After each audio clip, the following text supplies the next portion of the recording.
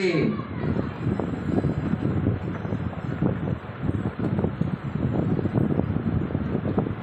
వారంలో మనం గమనించిన అంశం అది.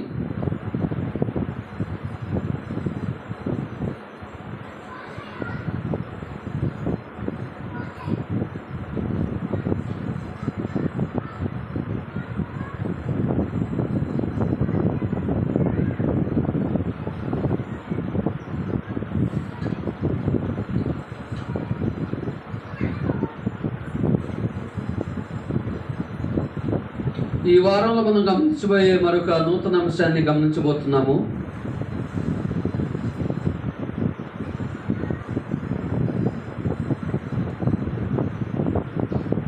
పరిశుద్ధ గ్రంథంలో ఆదిమ క్రైస్తవులు అనబడే వాళ్ళు ఉన్నారు. ఎవరు? ఆదిమ క్రైస్తవులు.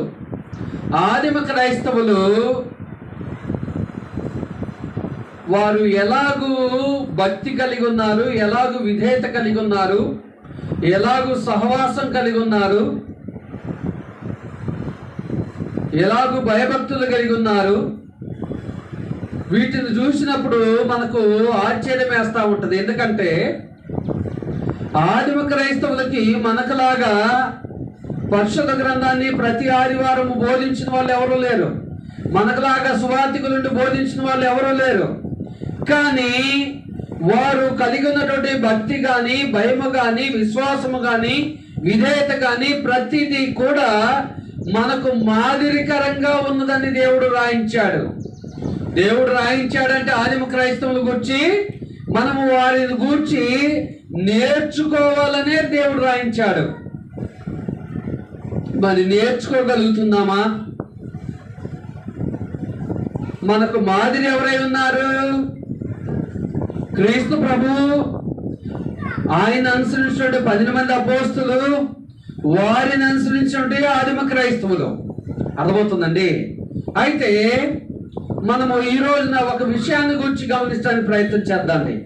వారు మనకు భక్తి విషయంలో మాదిరిగా ఉన్నారు, భయం విషయంలో మాదిరిగా ఉన్నారు, విధేయత విషయంలో మాదిరి కలిగి ఉన్నారు, వినయం విషయంలో మాదిరి కలిగి ఉన్నారు, సమయానికి లోబడే విషయంలో మాదిరి కలిగి ఉన్నారు. వీటన్నిటిని గమనించడానికి మనకు సమయం సరిపోదు, కానీ ఒక విషయాన్ని గమనించడానికి మనం ప్రయత్నం చేద్దాండి.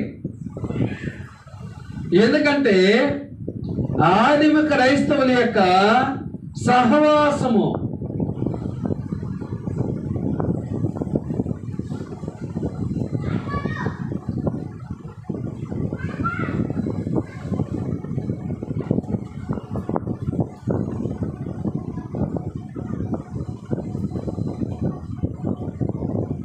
ఆదిమ క్రైస్తవుల సహవాసము. ఆదిమ క్రైస్తవులు అంటే మొట్టమొదటి క్రైస్తవులు. 3000 మంది ఎవరైతే బాప్తిజం పొందారో వాళ్ళు.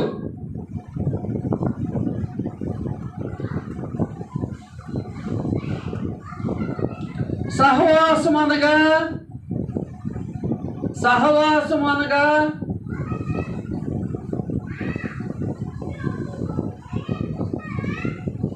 సహవాసం అనగా ఏంటిదండి? ఇంతకుముందు అయితే మోడు భాషలో, ఇప్పుడైతే బిడ్డల్ని మీ ఫ్రెండ్ వచ్చింది అంటారు. కానీ ఇంతకుముందు అయితే ఒక 20 సంవత్సరాలు క్రితం వెళ్తే మీ సహవాసగాడు వచ్చింది అంటారు. అవునా? ఏంటి సహవాసము? సహవాసం అంటే ఒకరి అవసరాలు ఒకరు గుర్తెరగగలరు, వాటిని తీర్చుకోగలరు, ఆ యొక్క అవసరాల్లో వాటిని తీర్చుకోగలరు, ఒకరి సంతోషాన్ని మరొకరు పంచుకోగలరు, ఒకరి బాధను మరొకరితో పంచుకోగలరు, ఒకరి దుఃఖాన్ని మరొకరితో పంచుకోగలరు. ఏంటిది? ఒకరి సంతోషాన్ని మరొకరితో పంచుకోగలరు, ఒకరి బాధను మరొకరితో పంచుకోగలరు, ఒకరి దుఃఖాన్ని మరొకరితో పంచుకోగలరు. ఎప్పుడు? సహవాసము కలిగి ఉంటే సంతోషంలోనైనా దుఃఖంలోనైనా బాధలోనైనా అన్నిటిలో కూడా షేరింగ్ ఉంటుంది. షేరింగ్ అంటే ఏంటిదండి? పంచుకోవటం. అర్థమవుతుందా? షేరింగ్ అంటే ఏంటి? పంచుకోవటము. ఎప్పుడు మనకు ఇది ఉంటుంది? సహవాసాన్ని కలిగి ఉన్నప్పుడు. ఈ సహవాసం అనేది మన స్థానిక సంఘము చాలా సహవాసం విషయంలో మనం చాలా లోటును కలిగి ఉన్నాం. సహవాసం విషయంలో చాలా లోటును కలిగి ఉన్నాం. ఆదిమ క్రైస్తవులైతే లోకస్తులతో సహవాసం చేశారా? పని మాట్లాడకుండా ముచ్చట్లు చెప్పారా? ఎవరితో ముచ్చట్లాడారు? వాళ్ళు మాట్లాడినా, ముచ్చట్లాడినా, నవ్వినా, ఏడ్చినా ఎవరితో చేశారా పని? ఈవేళ మనం ఎవరితో చేస్తున్నాము? ఎందుకంటే హౌస్ విజిటింగ్ పోయినప్పుడు కొంతమందిని చూస్తూ ఉంటాం. వాళ్ళు ఎవరెవరితోనో ముచ్చట్లు పెడతా ఉంటారు. ఒక అర్ధగంట, ఒక గంట ఒక క్రైస్తవుడితో, మన తోటి సహోదరులతో మన భావాలు, మన యొక్క పంచుకుందామనే జ్ఞానం రాదు. ఎందుకంటే దేవుని జ్ఞానం లేనివాడితో నువ్వు ఎంత మాట్లాడితే నీకు కూడా ఆ జ్ఞానాన్ని ఎక్కిస్తావు. ఒకవేళ దేవుని జ్ఞానంతో ఉన్నోడితో నువ్వు మాట్లాడితే, దేవుని జ్ఞానము అతనిలో తక్కువ ఉంటే నువ్వు అతనికి అందిస్తావు, నీలో తక్కువ ఉంటే అతను నీకు అందిస్తాడు. మరి ఇవాళ మనం ఎవరితో సహవాసం కలిగి ఉంటున్నాం? చాలా మంది 24/24 అవర్స్ సహవాసం చేస్తూ ఉంటారు. ఎవరితో అంటే లోకస్తులతో, వ్యభిచారులతో, అన్యాయులతో సహవాసం చేస్తూ ఉంటారు. పోని వారికి దేవుని గురించి చెప్తారంటే అది కూడా లేదు. కానీ ఆనాడు ఆదిమ క్రైస్తవులైతే సహవాసము తోటి క్రైస్తవులతోనే చేశారు. ఎవరితో? తోటి క్రైస్తవులతోనే చేశారు. మనకు మాదిరిగా లోకస్తులతో చేయలే, వెకిలి చేష్టలు చేసే వాళ్ళతో చేయలే. అయితే సహవాసము ఏ విషయాల్లో చేయాలి? సహవాసము ఏ విషయాల్లో చేయాలి? సహవాసం ఏ విషయాల్లో చేయాలండి? ఏ విషయాల్లో చేయాలి? అసలు సహవాసం ఎప్పుడు చేయాలి? ఎప్పుడు చేయాలి? ఏ విషయాల్లో చేయాలి? ఎప్పుడు చేయగలం సహవాసం? చెప్పండి కొద్దిగా. ఎప్పుడు చేయగలం అండి? మన తోటి సహోదరులతో సహవాసం ఎప్పుడు చేయగలం? దేవుడు మనకి కల్పించే అవకాశాలు ఏంటి? మన తోటి సహోదరులతో సహవాసం చేసే అవకాశాలు ఏంటి చెప్పండి.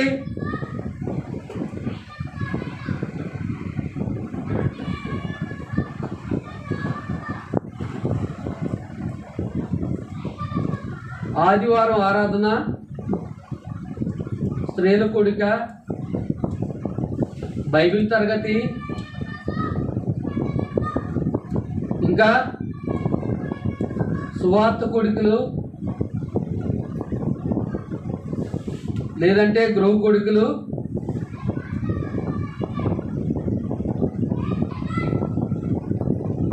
సత్క్రియ.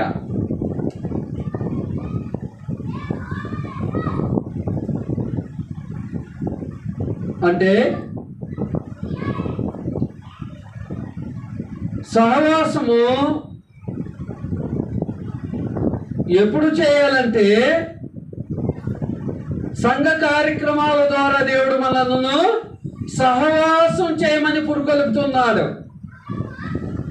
సహవాసం చేయమని పురుకొల్పుతూ ఉన్నాడు.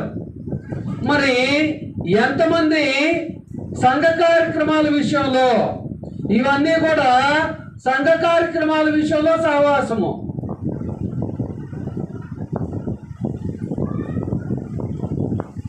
ఇవన్నీ కూడా సంఘ కార్యక్రమాల విషయంలో సహవాసము.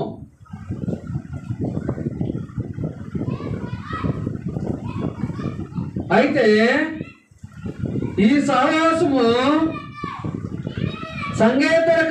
సంఘేతర కార్యక్రమాల్లో కూడా సహవాసం కలిగి ఉండాలి. అంటే సంఘ కార్యక్రమాలు కాకుండా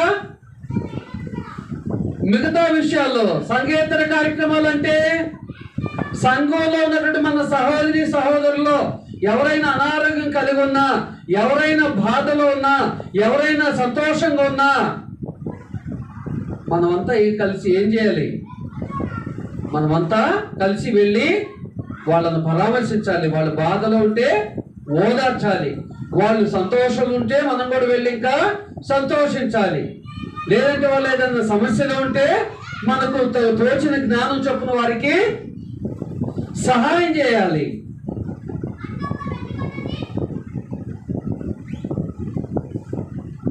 సంఘ కార్యక్రమాలకే దిక్కు లేదు, దేవుడు ఎరుగు. అవునా? సంఘ కార్యక్రమాలు అన్నింటిలో రావడానికే మనకు సమయపాలన రావట్లే, ఎందుకంటే అంత బిజీ షెడ్యూల్లో ఉంటున్నాం. మరి సంఘేతర కార్యక్రమాల్లో ఎలాగ పాల్గొనగలము? చాలా మందికి సంఘం అంటే ఏందో అర్థం కావట్లే. 2 సంవత్సరాల నుంచి వస్తున్నారు, 4 సంవత్సరాల నుంచి వస్తున్నారు, 6 సంవత్సరాల నుంచి వస్తున్నారు, 8 సంవత్సరాల నుంచి వస్తున్నారు. అసలు సంఘం అంటే ఏంది? సహవాసం అంటే ఏంది? ఆ సంఘం ద్వారా దేవుడు ఏ కార్యాలు చేయమన్నాడు అనేది కొద్దిగా కూడా ఆలోచన చేయట్లా. ఎందుకంటే ఆదివారం వచ్చేసరికి ఆరాధనకు ఒక్కటి మొక్కుబడిగా వస్తున్నారు. మిగతా రోజుల్లో సంఘ కార్యక్రమాలు చాలా ఉంటున్నాయి, వాటిని నిర్లక్ష్యం చేస్తున్నారు. ఆదిమ క్రైస్తవులు వారు సహవాసము ద్వారా దేవుని యొద్ద నుండి అనేక మేలు పొందారు. ఆత్మీయ మేలు పొందారు, భౌతికంగా మేలు పొందారు. ఏం పొందారు? ఆత్మీయంగాను భౌతికంగాను. ఒక 2 వారాల క్రితమో 3 వారాల క్రితమో ఒక వారం మొత్తం ప్రయాణాలు చేసాము కొంతమంది సహోదరి సహోదరులతో కలిసి.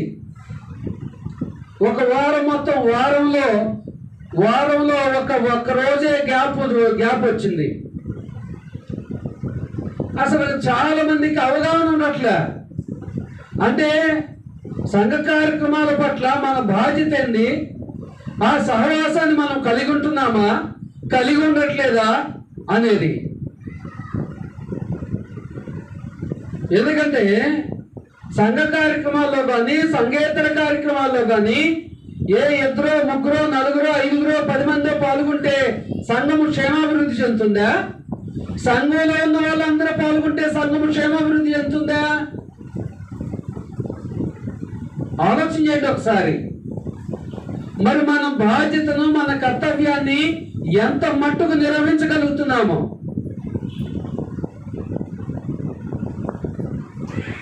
కాబట్టి ఆలోచన చేసుకోవాలి.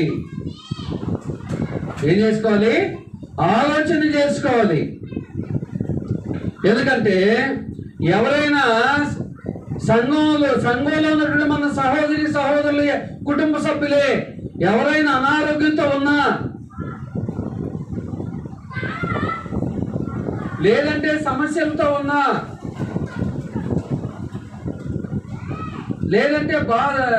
లేదంటే సంతోషంలో ఉన్నా,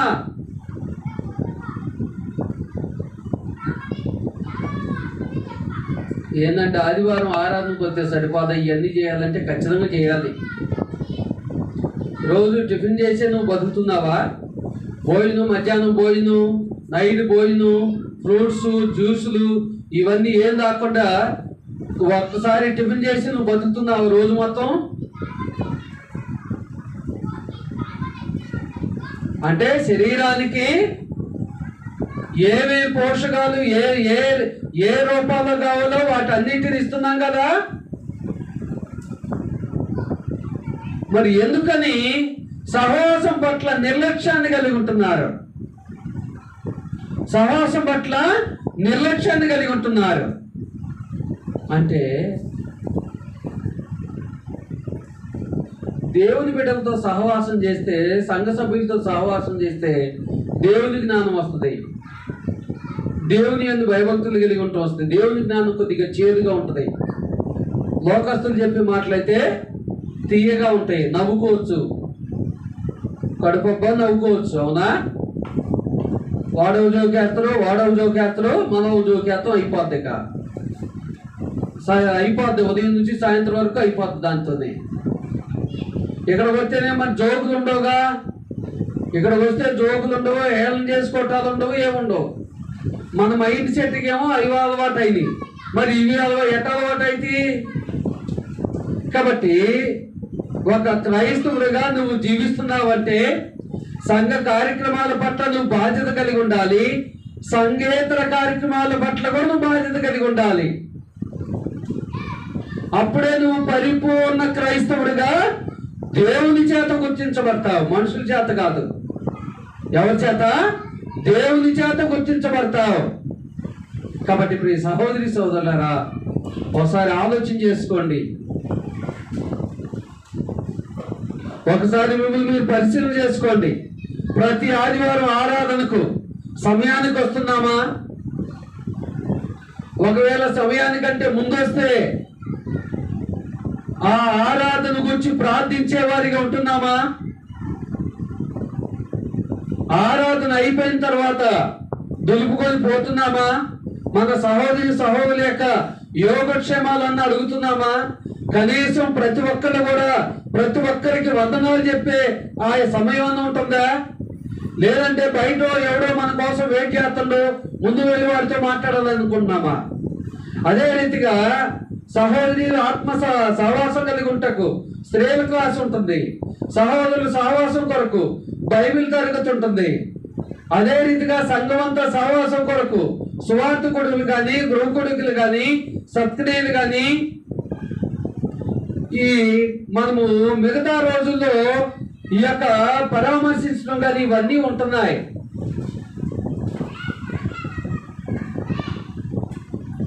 కానీ మన మట్టి బొర్లకేమో ఎక్కట్లే మాటలు. సహవాసం యొక్క విలువ ఏంటో, సహవాసం యొక్క ప్రాముఖ్యత ఏందో అర్థం కావట్లా. కానీ సత్యాన్ని ఎరిగినామని విరవీగే మనం ఈ సహవాసంలో ఫెయిల్ అవుతున్నాం.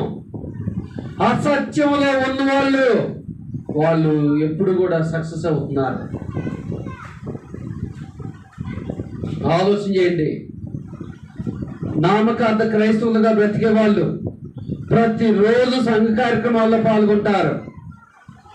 వాళ్ళు ఏవైనా కోటాలని పెట్టుకుంటారు. వాళ్ళు ఆ కోటాలు పెట్టుకుంటే 4 రోజుల పాటు 5 రోజుల పాటు వాళ్ళ గృహాలను విడిచి ఉంటారు, వాళ్ళ కుటుంబాలను విడిచి ఉంటారు. అక్కడ పరిచర్య చేయటమే ప్రాణంగా పెట్టుకుంటారు. మన దగ్గర ఆదివారం పరిచర్య చేయమంటేనే ఆరాధన 8:30కైతే మనం మంచం మీద నుంచి 8ంటికి లేస్తాం. మంచం మీద నుంచి 8ంటికి లేస్తే 8:30కి ఎట్ట రాగలం? పరిచర్య ఎట్ట చేయగలం?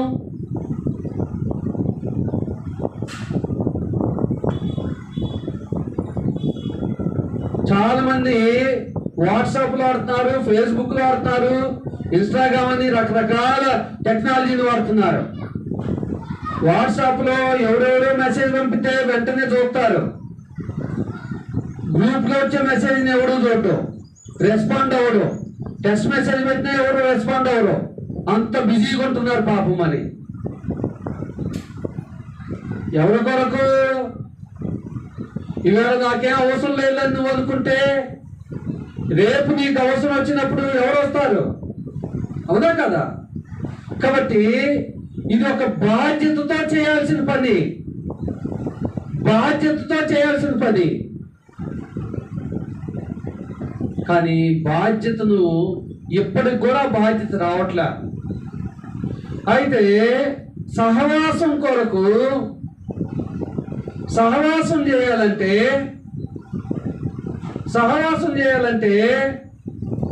ఏం చేయాలి? సహవాసం చేయాలంటే ఏం చేయాలండి? కొన్నిటిని త్యాగం చేయాలి. ఏం చేయాలి? కొన్నిటిని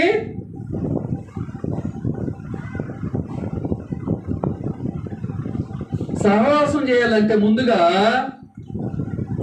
కొంత సమయాన్ని త్యాగం చేయాలి. మన ఫ్రెండ్స్తో పిచ్చబాటి మాట్లాడతామే, ఆ టైంని త్యాగం చేయాలి. సమయాన్ని, ధనాన్ని, కుటుంబాన్ని,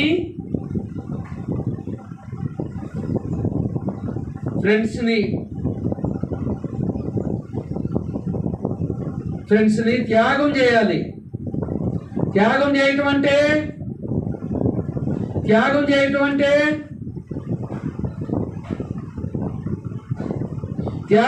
అంటే ఏంటండి? వదులుకోవాలి. సహవాసం చేయాలంటే వదులుకోవాలి. వాడు కడుపుబ్బా నవ్వించవచ్చు, వాడు వెకిలి జోకులన్నీ వేయచ్చు, దాన్ని మనం నవ్వవచ్చు. కానీ అవి మనకు శ్రేయస్కరం కాదు. మన ఆరోగ్యానికి శ్రేయస్కరం కాదు. రేపు తీర్పు నాడు నీ ఫ్రెండ్స్తో నువ్వు ఎన్నిసార్లు వెకిలిలో ఉన్నావు, ఎన్నిసార్లు జోకులు వేసుకున్నావు, వాడితో ఎన్నిసార్లు చట్టా పట్టాలు వేసుకొని బైక్ మీద తిరిగామని దేవుడు అడుగుతాడా? ఏమడుగుతారండి? అమ్మ, నువ్వు పక్కన ఉన్న స్త్రీతో, నీ ఇంటి పక్కన ఉన్నావుతో ఎన్నిసార్లు నువ్వు ముచ్చటించావని ముచ్చట్ల గురించి అడుగుతారా దేవుడు?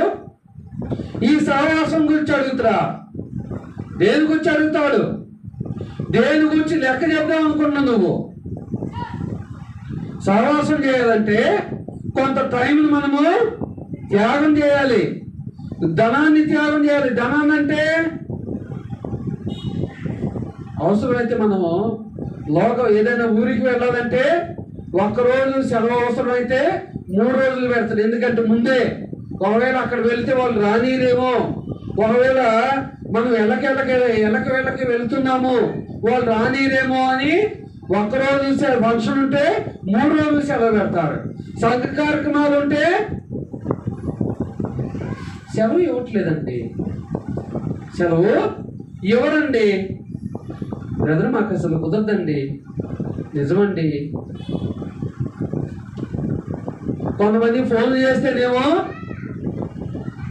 అడవిలో ఉండేవాళ్ళన్నా స్పందిస్తారు ఫోన్ చేస్తే, టౌన్లో ఉండి కూడా స్పందించట్లే ఫోన్లు చేస్తుంటే. అంటే మనం కనుక మన ఉద్యోగాన్ని, మన వ్యాపారాన్ని, మన పనుబాట్లను వదులుకుంటాం అంటే మనం దాని ద్వారా వచ్చే ధనాన్ని నష్టపోతాం. నష్టపోయినా కూడా దేవుడు నీకు పరలోకంలో ధనాన్ని సమకూరుస్తాడు. నువ్వు అనుకోవచ్చు, నేను ఆ పని చేస్తేనే డబ్బులు వస్తాయని. కానీ ఈ పని చేయటం ద్వారా, ఆ భౌతిక పని చేయటం ద్వారా వచ్చే డబ్బులు ఈ భూమి మీద ఉన్నంత వరకు ఉపయోగపడతాయి.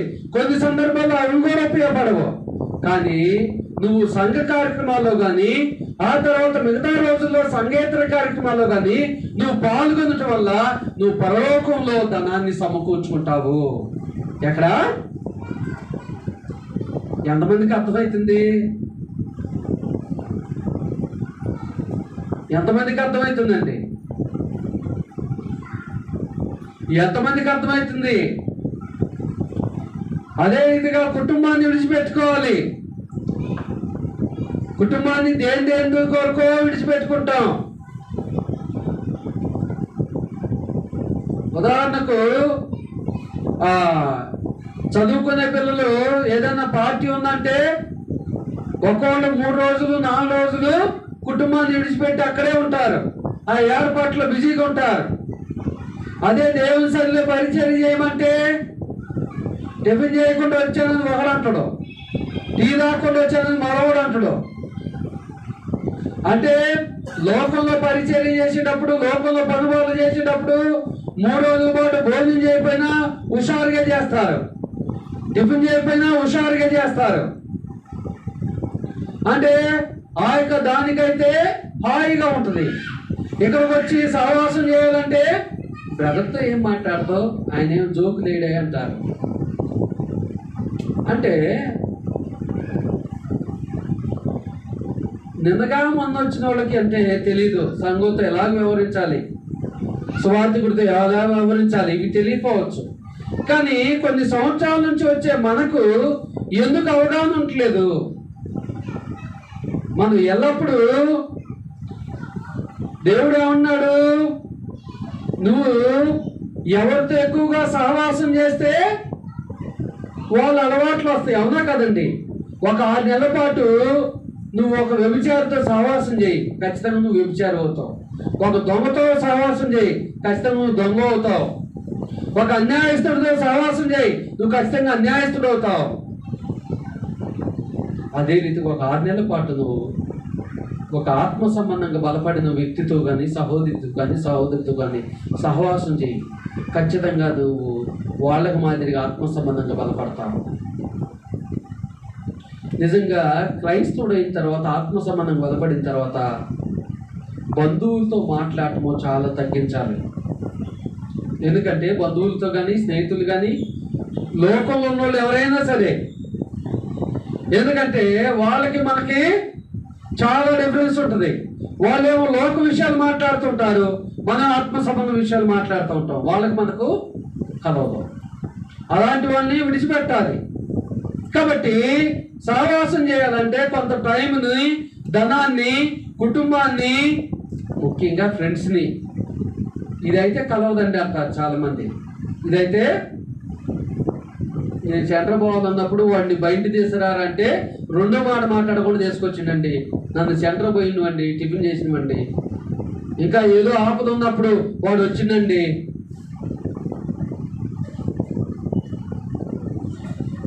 నా అవసరానికి ఆదుకున్నాడండి వాడిని నేను విడిచిపెట్టాలా అని కొంతమంది భావన. కానీ ఒకే టైంలో ఇద్దరిని సాటిస్ఫై చేయాలంటే మానవుడిగా పుట్టినోడు ఎవడి వల్ల కాదు. ఒకే సమయంలో ఆత్మ సంబంధమైన బంధువుని, భౌతిక సంబంధమైన బంధువుని సాటిస్ఫై చేయాలంటే మానవుడి తరం కాదు. కాబట్టి మనకు ప్రియారిటీ ఏందో గమనించాలి. ప్రియారిటీ ఏందో గమనించాలి. వాతావరణం చల్లగా ఉంది, నిద్ర వస్తుంది చాలా మందికి. ప్రియారిటీ ఎవరు ప్రియారిటీ కావాలో, ఎవరు మనకు మొదటి ప్రియారిటీనో గమనించాలి. ఎవరు మనకు మొదటి ప్రియారిటీనో గమనించాలి. కాబట్టి ఒకసారి మనం ఆలోచన చేసుకోవాలి. మనము సహవాసం కలిగి ఉండాలంటే ఎన్ని విషయాల్లో త్యాగం పూరితమైన మనసు ఉండాలో.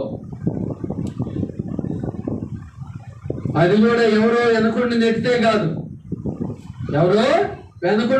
కాదు, రండి రండి రండి అని ఫోన్ చేస్తే కాదు, స్వచ్ఛందంగా రావాలి. ఏ రీతికి రావాలి? స్వచ్ఛందంగా రావాలి.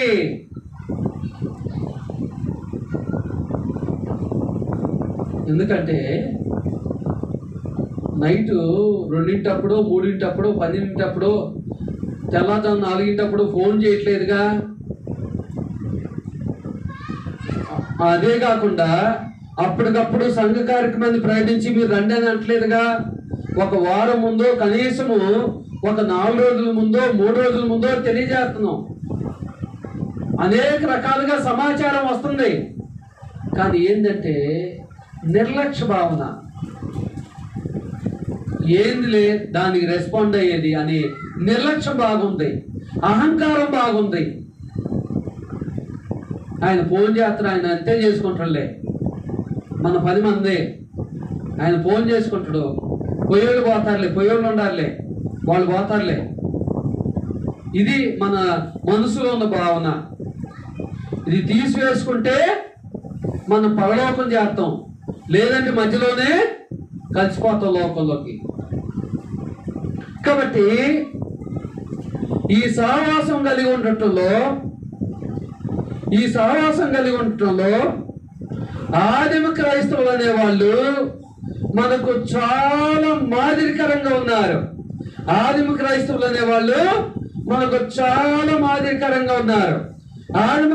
అనేవాళ్ళు ఏ రీతిగా మాదిరి కలిగి ఉన్నారో గమనించడానికి ప్రయత్నం చేద్దాం.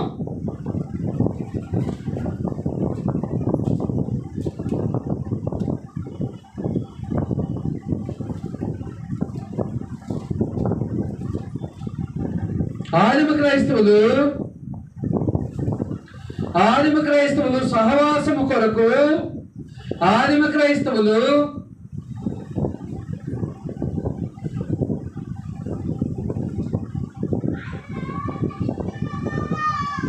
సహవాసము కొరకు తమ ఇండ్లను త్యాగం చేశారు. ఏంటిది? ఎలా త్యాగం చేశారండి ఇళ్ళను? ఎలా త్యాగం చేశారో తెలుసా? ప్రతి సంవత్సరం కూడా పెంతెకోస్తు పండుగ దినాన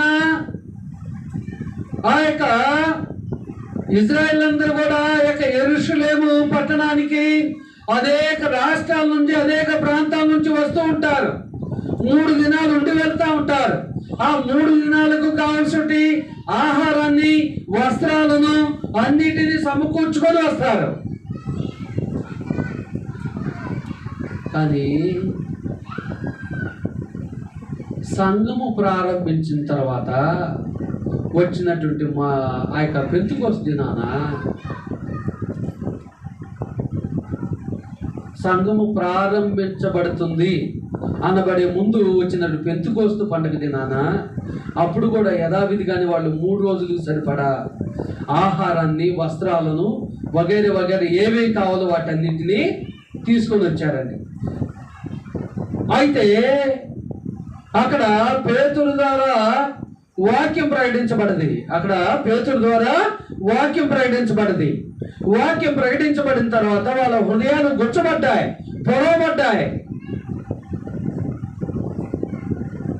పొడవబడిన తర్వాత వాళ్ళు అక్కడ నివసించి వారు వాక్యాన్ని నేర్చుకొని ఆత్మ సంబంధంగా బలపడాలని నిర్ణయం తీసుకున్నారు. మనం కూడా కొన్ని ఊళ్ళ ప్రయాణాలు చేస్తున్నప్పుడు వెంటనే వద్దామని వెళ్తాం. ఏదో ఒక ఆటంకాలు వస్తాయి. అంటే వస్త్రాలు తీసుకొని పోము, మనం రెడీగా వెళ్ళాం వాస్తవంగా, కానీ ఉండవలసి వస్తుంది. అప్పుడు ఏమంటాం? మేము అసలు అనుకోలేదండి ఇన్ని రోజులు ఉండాల్సి వస్తుంది, అవునా అని మనం కూడా అంటాం కదా. అదే రీతిగా వాళ్ళు ఆ యొక్క యెరూషలేము పట్టణానికి కొన్ని వేల మంది వచ్చారు. చూడండి, అపోస్తలుల కార్యములు 2వ అధ్యాయము 36వ వచనం నుంచి గమనించండి. అపోస్తలుల కార్యములు 2వ అధ్యాయం 36వ వచనం.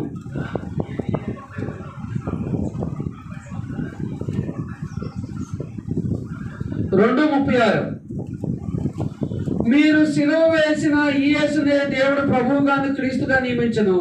ఇది ఇజ్రాయేల్ వంశమంతి రూఢిగా తెలుసుకున్నవారని చెప్పిన వారు ఈ మాట విని, ఎవరు? కొన్ని వేల మంది ఈ మాట విని హృదయంలో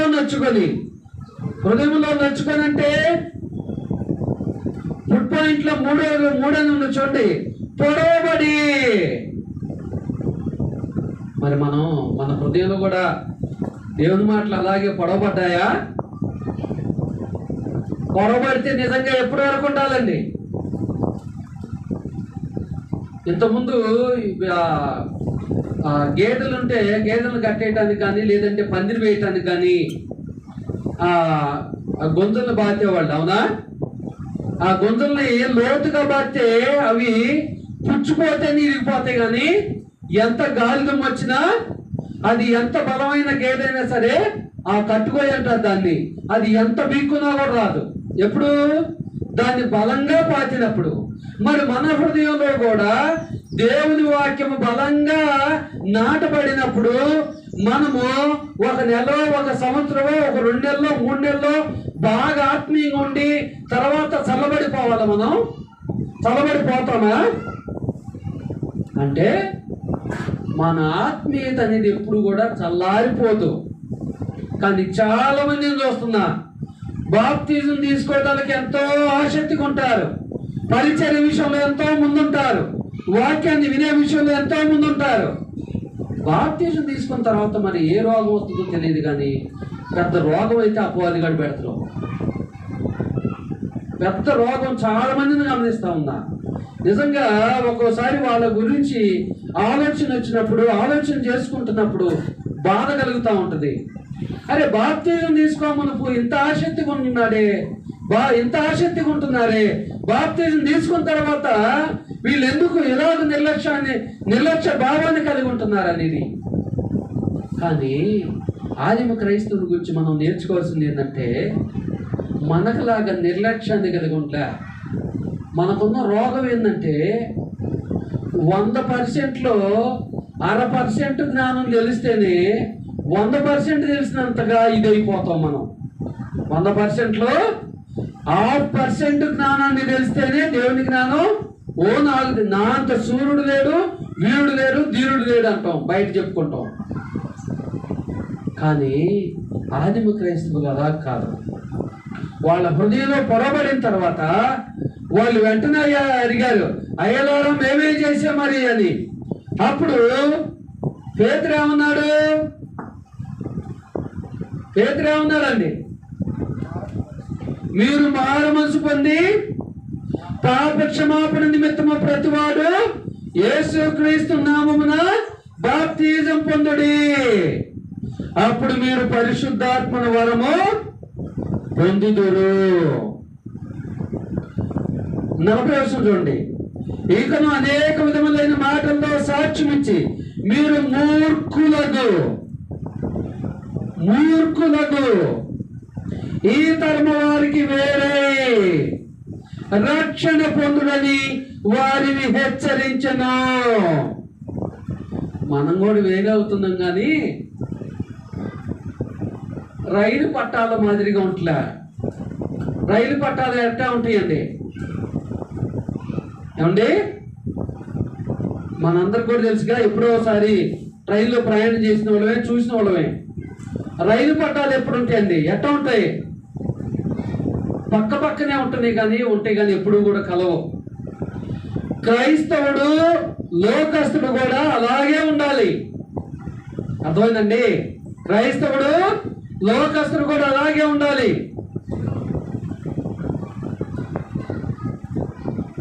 చూడండి, మూర్ఖులకి తరము నుండి వేరై మూర్ఖులు కాని వారితో సహవాసం చేయమని దేవుడు నిన్ను తన రక్తం చేత కనబడ్డాడు.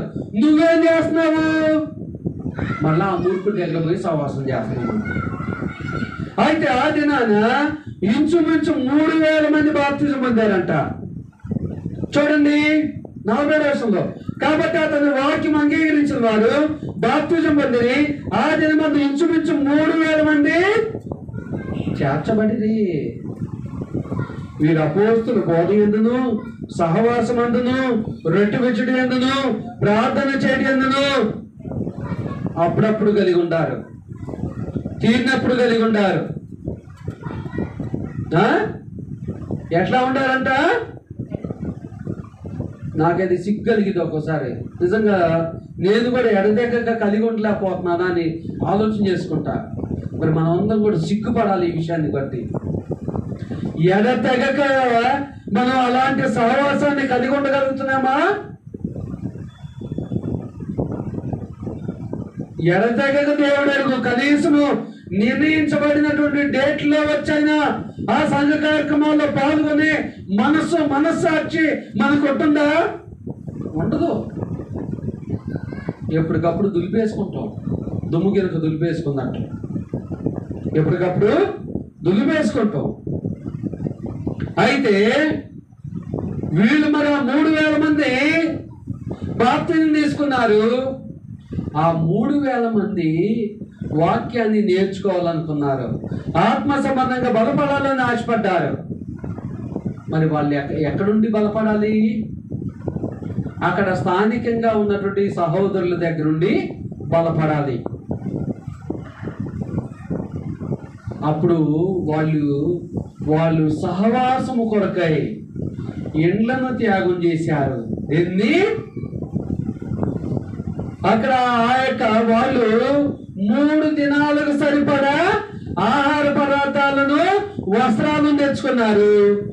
ఇక్కడ యెరూషలేములో వారు బాప్తిజం పొందిన తర్వాత 3 మాసాలు ఉన్నారా, 3 సంవత్సరాలు ఉన్నారా, లేదంటే 30 సంవత్సరాలు ఉన్నారా అనేది బైబిల్లో దేవుడు రాయించలేదు. కానీ ఎన్ని సంవత్సరాలు ఉన్నారో దేవుడు రాయించలేదు. కానీ ఉన్నన్ని రోజులు, నెలలు, సంవత్సరాలు వీరే వారికి సహాయం చేశారు. వీరే వారికి సహాయం చేశారు. అది ఎంతమందికి? 3,000 మందికి. 3,000 మందికి 3,000 మంది నివసించుటకు వారి గృహాలను. బంధువు వస్తే మనం వాళ్ళకి పెట్టించి మనం కింద పడుకుంటామే, అంతకంటే ఎక్కువగానే వాళ్ళు ట్రీట్ చేశారు. అంతకంటే ఎక్కువగానే వాళ్ళు, ఎందుకంటే వీళ్ళు ఆత్మ సంబంధమైన బంధువులని వారు ట్రీట్ చేశారు. అదే రీతిగా వారికి వస్త్రాలను అందించారు.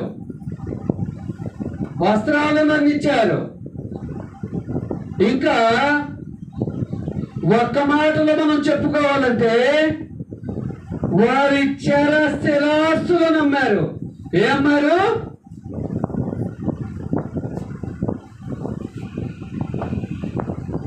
ఆరాధన కంటే నా బండిలో పెట్రోల్ ఉంటుంది, ఎట్టొకట కొడుచుకొని వస్తా. కానీ సంఘంలో ఉన్నారు ఎవరైనా బలహీనంగా ఉండాలంటే, రోగంతో ఉన్నారంటే వాళ్ళని పరామర్శించడానికి కూడా నా పెట్రోల్ కొట్టించుకొని రావాలా? నా బండి మీదే రావాలా? అసలు నేనే రావాలా? మన ఆలోచనలన్నీ ఇవి.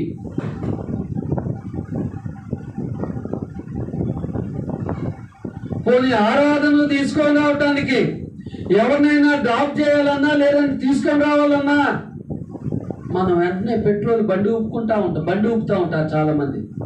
ఏంటంటే సిగ్నల్ అనమాట. పెట్రోల్ లేదు నా దగ్గర, మీ బండి ఉండని సిగ్నల్ అది. మిగతా విషయాల్లో, ఊరంతా తిరిగే విషయంలో పెట్రోల్ బాగానే ఉంటుంది, ఓపిక బాగానే ఉంటుంది, టిఫిన్ చేసినా చేయకపోయినా బాగానే ఉంటుంది. చూడండి, అక్కడ ఉన్నది ఆ యెరూషలేము పట్టణంలో కొద్దిమంది విశ్వాసులే. యెరూషలేము పట్టణంలో కొద్దిమంది విశ్వాసులే ఉన్నారు. ఆ కొద్దిమంది విశ్వాసుల గృహాల్లో 3,000 మంది ఒక సంవత్సరం, 2 సంవత్సరాలు, 3 సంవత్సరాలు, 10 సంవత్సరాలు, ఎన్ని సంవత్సరాలు ఉన్నారో తెలియదు. కానీ అన్ని సంవత్సరాలు వారు సహవాసం కలిగి ఉన్నారు. ఇంకా చూడండి, గొప్ప మాట అంటున్నాడు దేవుడు.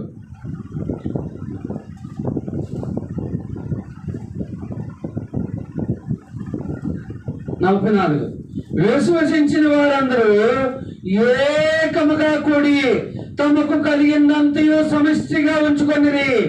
ఇదిగాక, సమిష్టిగా అంటే సమానంగా. మా గృహంలోకి వచ్చి నువ్వేంటి అని అనుకోలే. అర్థమైందండి? సమిష్టిగా ఉంచుకున్నారు. ఇదిగాక వారు తమ స్థిరాస్తులను నమ్మి అందరికి వారి అక్కర కొలది పంచిపెట్టిరి. ఏంటంట? వారి అక్కర కొలది పంచిపెట్టిరు. అంటే 3,000 మందికి ఆహారాన్ని పెట్టుట్లో, వస్త్రాన్ని ఇచ్చుట్లో, ఎక్కడ కూడా మరలా వాళ్ళు అయ్యా దేవా మాకు ఆహారం కొలువై ఉంది, వస్త్రాలు కొలువై ఉన్నాయి అని దేవునికి ప్రార్థన చేయకుండా అంత గొప్ప సహవాసాన్ని కలిగి ఉన్నారు ఆదిమ క్రైస్తవులు. ఇంకో మాట అంటున్నాడు దేవుడు, వాళ్ళకి అవసరానికంటే మించి పెట్టారంట. ఎలా? అవసరానికంటే. మరి ఈవేళ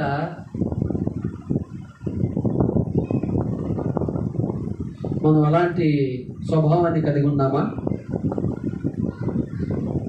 ఈవేళ అలాంటి స్వభావాన్ని మనం కలిగి ఉన్నామా? ఏక మనసు ఉందా మనకు? అసలుకి ఏక మనసు ఉందా? ఒకసారి మిమ్మల్ని మీరు ఆత్మపరిశీలన చేసుకోండి. ఆరాధన విషయంలో కానీ, సంఘ కార్యక్రమాల విషయంలో కానీ, సంఘేతర కార్యక్రమాల విషయంలో కానీ ఏక మనసు అనేది మనకు ఉంటుందా? ఏక మనసు రావటానికి ఆదిమ క్రైస్తవులకి ఎన్ని సంవత్సరాలు టైం పట్టింది, మనకి ఎన్ని సంవత్సరాలు టైం పడుతుంది? వాళ్ళకి సంవత్సరం తర్వాత, 2 సంవత్సరాల తర్వాత, 10 సంవత్సరాల తర్వాత రాలా, వెంటనే ఏక మనసు వచ్చింది.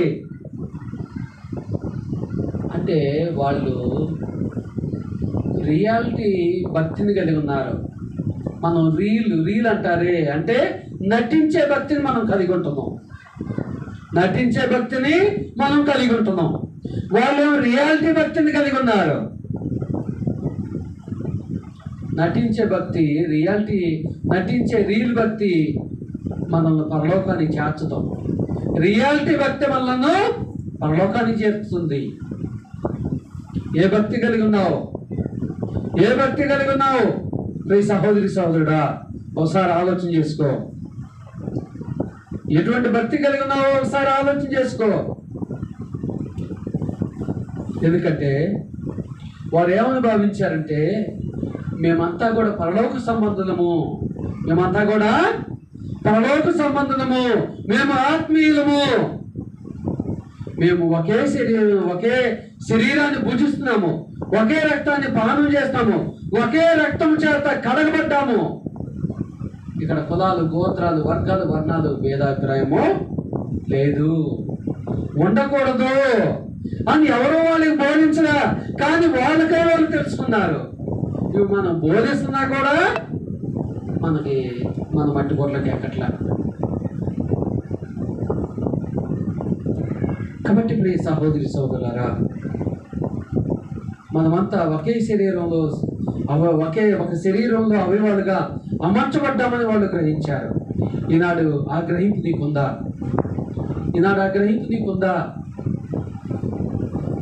ఆనాడు ఆదిమ క్రైస్తవులు అయితే సోమవారం నుండి శనివారం వరకు ఎవరితో గడిపారు? ఆత్మీయులతో. ఈవేళ నువ్వెవరితో గడుపుతున్నావు?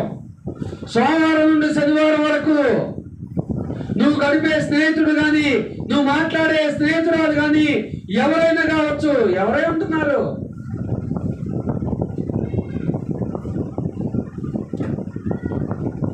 మా కేటగిరీ గురించి బ్రదరు, మా డ్యూటీకి మాకుంది, మా పనులు మాకుంది, మా వ్యాపారాలు మాకుంది అంటారు. డ్యూటీ పోయించిన తర్వాత, వ్యాపారానికి పోయించిన తర్వాత, పనుబాట్లు పోయించిన తర్వాత మన ఆత్మీయులు ఎలాగున్నారు, వాళ్ళ పరిస్థితులు ఏంది అని ఎవరైనా ఫోన్ చేస్తున్నారా? అసలు ఆ కమ్యూనికేషన్ ఉంటుందా? పోనీ సువార్థికుడు ఎక్కడ ప్రయాణాలు చేస్తున్నాడు, ఎలా ఉన్నాడని ఎవరైనా ఫోన్ చేస్తున్నారా? సువార్థికుడు ఫోన్ చేస్తేనే కొంతమంది వివిఐపీలు ఫోన్ లిఫ్ట్ చేయరు. ఇంకా సువార్థికులకు ఫోన్ చేయలేని కోరుకోవటం కూడా పాపం అయింది అనుకుంటాను నా దృష్టిలో. కాబట్టి సోమవారం నుండి శనివారం వరకు ఆత్మీయులతో నువ్వు సహవాసం చేస్తే నువ్వు పరలోకం చేస్తావు. ఆత్మీయులతో కాకుండా అహంకారంతో కానీ, నీచ బుద్ధి గల వారితో కానీ నువ్వు సహవాసం చేస్తే ఏమవుతావు? వాడి గమ్యస్థానం ఏంది? ఆత్మీయుల గమ్యస్థానం ఏంది? పరలోకము. లోకస్తుల గమ్యస్థానం ఏంది? నిత్య నరకం. కాబట్టి మీ సహోదరి సహోదరుడా, ఆలోచన చేసుకో. నీ సహవాసం అనేది లోకస్తులతోనా, సత్యాన్ని అంగీకరించిన వారితోనా? నీ సహవాసం ఒకవేళ మారు మనసు పొంది బాప్తిజం తీసుకున్న వాళ్ళతో నీ సహవాసం ఉంటే, నీలో ఒక లోపం ఉంటే ఆ లోపాన్ని అతను సరి చేస్తున్నావు. అతనిలో లోపం ఉంటే నువ్వు సరి చేయాలి. ఎందుకంటే అందరూ కూడా పరిపూర్ణులు ఎవరు లేరు ఇక్కడ. కాబట్టి లోపం చెప్పినప్పుడు దాన్ని సరి చేసుకునే బుద్ధి జ్ఞానం మనకు ఉండాలి. చాలా మందికి ఆ బుద్ధి జ్ఞానం ఉండట్లే. ఇదిగో సహోదరుడా, నువ్వు ఈ లోపాన్ని కలిగి ఉన్నావంటే, ఇదిగో సహోదరి నువ్వు ఈ లోపాన్ని కలిగి ఉన్నావంటే, ఆదివారం ఆరాధనకు వస్తే చాలుగా ఆయనకి మన భౌతిక విషయాలు ఇవన్నీ అవసరమా అని మనసులో అనుకునేవాళ్ళు కొందరు. అవసరమే. ఎందుకంటే నేను ఎలాగైతే నా ప్రభు రక్తం చేత కడగబడ్డానో, నా తోటి సహోదరుడు కూడా అదే ప్రభు రక్తం చేత కడగబడి తాను లోకంలో కలిసిపోతున్నప్పుడు, తాను అన్యాయస్తులతో గడుపుతున్నప్పుడు, తాను మూర్ఖులతో గడుపుతున్నప్పుడు, హెచ్చరించినప్పుడు ఆ విషయాన్ని తీసుకోవాలి. ఇంకోటి ఏంటంటే, దేవుడు మన సహోదరి సహోదరుల ద్వారా మనల్ని హెచ్చరిస్తూ ఉంటాడు కొన్ని విషయాల్లో. ఇదిగో నువ్వు చేసేది తప్పని స్వీకరించే మనసు ఉండాలి, అర్థం చేసుకునే మనసు ఉండాలి. అవి లేకపోతే కుక్కతోక వంకర, కుక్కతోకని నువ్వు ఐరన్ రాడ్లు పెట్టి, బలమైన రాడ్లు పెట్టి కట్టినా కూడా, ఓ సంవత్సరం పాటు దాన్ని అట్ట ఉంచినా కూడా ఆ రాడ్లు విప్పినా ఉండే ఆ తోక ఏవైతే మరలా వంకరగా వస్తుంది. ఈనాడు మన బుద్ధి కూడా కుక్క తోక మాదిరిగా ఉంటుంది. మన బుద్ధి కూడా ఎంత బాధాకరం అంటే, మన ఫ్రెండ్స్, మనకు తెలిసిన వాళ్ళు నైట్ 12 చేసినా, ఏ టైంలో చేసి వాడు రమ్మన్నా వెంటనే పోతాం. కానీ ఉదయం నుంచి సాయంత్రం వరకు సువార్తికుడు కానీ, మన తోటి సహోదరి సహోదరులు కానీ ఫోన్ చేస్తే, లేదంటే వాళ్ళ దగ్గర వెళ్ళాలని చెప్తే మనలో చలనం ఉండదు. ఏముండదు? చలనం అనేది ఉండదు. కాబట్టి ప్రియ దేవుని పిల్లారా, ఒకసారి ఆలోచన చేసుకోండి. సంఘం అంటే ఆదివారం వచ్చి 1 గంట కూర్చొని మనం దోచిన డబ్బులు, ధనాన్ని కానుక చేసి పోయేది కాదు. సంఘం అంటే మనం దోచిన కానుకేసి పోయేది కాదు. దాని కొరకు క్రీస్తు తన రక్తాన్ని కార్చలా. సంఘం అంటే ఒక సహవాసము, ఒక ఎమోషను. అర్థమవుతుందా? అంటే నీ తోటి సహోదరి సహోదరుల యొక్క ప్రతి అవసరత నువ్వు తెలుసుండాలి. ఏం తెలుసుండాలి? వారి ప్రతి బాధ నీకు తెలుసుండాలి, వారి ప్రతి సంతోషం నీకు తెలుసుండాలి, వారు ఆలోచన చేసే ప్రతి ఆలోచన నీకు తెలుసుండాలి. అది నిజమైన సహవాసం. అంటే దాంట్లో మనం ఫెయిల్ అవుతున్నాము. 8 సంవత్సరాలు అవుతుంది. సంవత్సరం నుంచి వచ్చేవాళ్ళు ఉన్నారు, 4 సంవత్సరాల నుంచి వచ్చేవాళ్ళు ఉన్నారు, 6 సంవత్సరాల నుంచి వచ్చేవాళ్ళు ఉన్నారు, 8 సంవత్సరాల నుంచి వచ్చేవాళ్ళు ఉన్నారు. కానీ అలవాటు అవట్లే. కొద్దిమంది సంఘ కార్యక్రమం అంటే, సత్క్రియ అంటే కొద్దిమంది వచ్చేవాళ్ళు, స్వార్థ గుడుగులంటే కొద్దిమంది. మొన్న మలసిపాడులో నేను నా సొంత పని మీద వెళ్ళి, ఆ రోజు సాయంత్రం 4 దాటిని భోజనం చేసిన తర్వాత, ఆ రోజు 4 గంటల పాటు పొలం చుట్టూ తిరిగి వాళ్ళతో మాట్లాడి, మళ్ళీ అలసిపోయి వచ్చి మళ్ళీ 3 గంటల పాటు ఫోన్ చేస్తే ఎంతమంది స్పందించారు? మళ్ళీ వాట్సాప్ మెసేజ్లు, టెక్స్ట్ మెసేజ్లు. ఎందుకొరకు? అది బాధ్యత అని ఫీల్ అవ్వాలి. ఏమని ఫీల్ అవ్వాలి? బాధ్యత. మన ఫ్రెండ్ ఫోన్ చేస్తే కానీ, మెసేజ్ చేస్తే వాడు ఎంత అవసరం ఉండి ఫోన్ చేస్తున్నాడో, మెసేజ్ చేశాడని ఆతృత పడే మనము, స్వార్థికుడు ఫోన్ చేశాడంటే, మెసేజ్ చేశాడంటే ఖచ్చితంగా రెస్పాండ్ అవ్వాలి. అనే ఇంకిత జ్ఞానం మనకు ఉండాలి, అనే కామన్ సెన్స్ మనకు ఉండాలి. ఆ సెన్స్ లేదు మనకు దగ్గర. కాబట్టి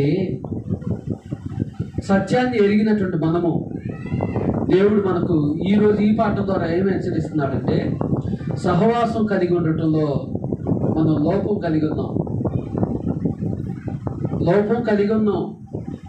అది ఎంత లోపం అంటే 100కి 100% లోపాన్ని కలిగి ఉన్నాం, నాతో సహా. కాబట్టి మనం ఆలోచన చేసుకోవాలి, ఇప్పటికైనా బుద్ధి తెచ్చుకోవాలి. మన సహవాసము స్థానిక సంఘంతో ఉందా, మరొకరితో ఉందా, మరొక సంఘంతో ఉందా, లేదంటే అన్యులతో ఉందా, లేదంటే ముడుకులతో ఉందా అనేది ఆలోచన చేసుకోవాలి. ఎవరితో నీ సహవాసం ఉంది, ఎవరితో నీ సహవాసం ఉంది అనేది ఆలోచన చేసుకోవాలి. సోమవారం నుండి శనివారం వరకు ఎలాంటి సహవాసం నువ్వు చేస్తున్నావు, ఎవరితో సహవాసం చేస్తున్నావు? ఆదిమ క్రైస్తవం చూసి ఇప్పటికైనా జ్ఞానం తెచ్చుకోండి. ఆదిమ క్రైస్తవం చూసి జ్ఞానం తెచ్చుకోండి. వారు తమ స్థిరాస్తులను నమ్మారు. అర్థమైందా? అవసరానికంటే మించి ఎక్కువగా వాళ్ళకు సమకూర్చారు.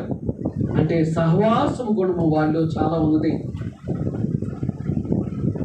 మనం ఆరాధనకు రావాలంటే టైం లేదు. ఈరోజు చాలామంది ఇదే మాట వాడతారు. అదే రీతిగా సత్క్రియకి కానీ, స్త్రీల కూడికి కానీ, బైబిల్ తరగతికి కానీ వీటన్నిటికీ టైం లేదు. లోక విషయాలకైతే టైం చాలా ఉంది, టైము చాలా ఉంటుంది, ఓపిక చాలా ఉంటుంది. టిఫిన్ చేయకపోయినా కూడా ఒక ఫ్రెండ్ రమ్మన్నాడు, ఉదయాన్నే 6ంటికి రమ్మన్నాడు, 5:30 పోయి కూర్చున్నాం. వాడు ఏ అవసరం వచ్చిందని అక్కడ 10 అయింది. టిఫిన్ చేయకపోయినా కూడా ఫ్రెండ్ కదా వాడు. అదే సంఘ కార్యక్రమాలు అయితే సహోదరులతో కానీ సంఘ ఆత్మీయులతో సహవాసం చేసే విషయంలో అయితే టిఫిన్ గుర్తు వస్తుంది, భోజనం గుర్తు వస్తాయి, కుటుంబంలో అందరూ గుర్తుకొస్తూ ఉంటారు. కాబట్టి ఈ సహోదరి సోదరులారా ఒకసారి ఆలోచన చేసుకోండి. ఎందుకంటే దేవా నాకు పరలోకం కావాలయ్యా అంటే అదేదో బైక్ కాదు, నీ ఫ్రెండ్ ఇచ్చినట్టు నీకు వెంటనే అడిగిన వెంటనే బైక్ ఇవ్వటానికి, అడిగిన వెంటనే పెన్ను ఇవ్వటానికి, అడిగిన వెంటనే ఇంకోటి ఇవ్వటానికి. కొంతమంది ఫ్రెండ్స్ దగ్గర డ్రెస్సులు తీసుకుంటూ ఉంటారు. ఏదన్నా ఎక్కడికైనా వెళ్ళాలంటే ఫ్రెండ్స్ దగ్గర డ్రెస్ కానీ షూలు కానీ తీసుకుంటూ ఉంటారు. అంత ఫ్రెండ్ ఇచ్చినంత ఈజీ కాదు పరలోకం. ఖచ్చితంగా నువ్వు బాప్తిజం తీసుకున్న నాటి నుండి నువ్వు మరణించేంత వరకు కూడా దేవుడు చేయమన్న ప్రతి పని కూడా తూచా తప్పకుండా పాటిస్తేనే పరలోకము.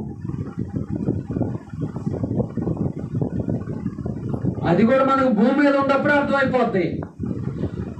నేను సోమవారం నుండి శనివారం వరకు ఎవరితో ఎక్కువగా గడుపుతున్నాననే దాన్ని బట్టే నాకు అర్థమైపోద్ది.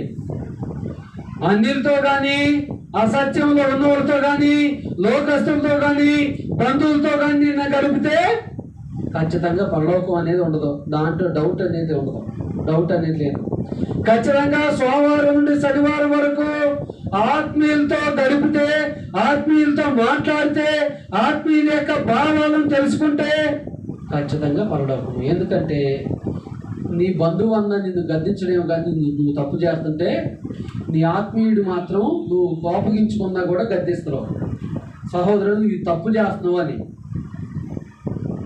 ఎందుకంటే నువ్వు కూడా తనతో పాటు పరలోకం చేరాలని అతని యొక్క కోరిక ఉన్నది. కాబట్టి ఇప్పుడు ఈ సహోదరి సోదరులారా, ఇక్కడున్న మనందరం కూడా సహవాస విషయంలో చాలా లోటును కలిగి ఉన్నాము.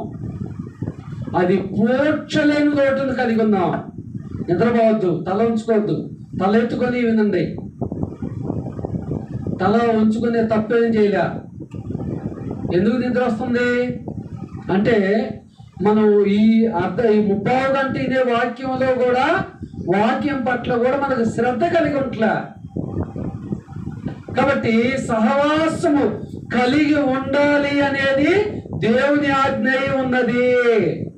ఒకవేళ అది ఆజ్ఞ కాకపోతే ఆదిమ క్రైస్తవుల గురించి దేవుడు మనకు సమాచారం తెలియజేయడం.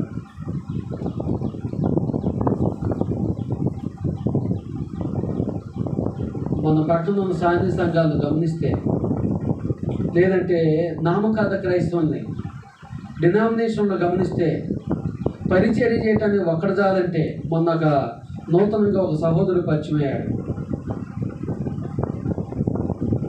వాళ్ళ సేవకుడు వారానికి 2 వచ్చి పరిచర్య చేయండి అంటే 5 వస్తారంట, పోటీ పడతారంట.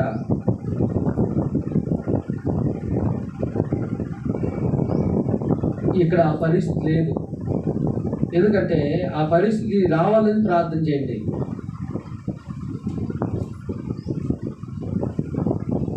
ఎందుకంటే 8:30 పెడితే అదేదో 5:30 పెట్టినట్టు ఫీల్ అవుతున్నారు చాలామంది ఆరాధన. అది సమరది పెట్టిను అంటే 8:30 పెట్టాలండి. 8:30 పెడితే మనం పరిచయం ఎన్నింటికి వచ్చేయాలి?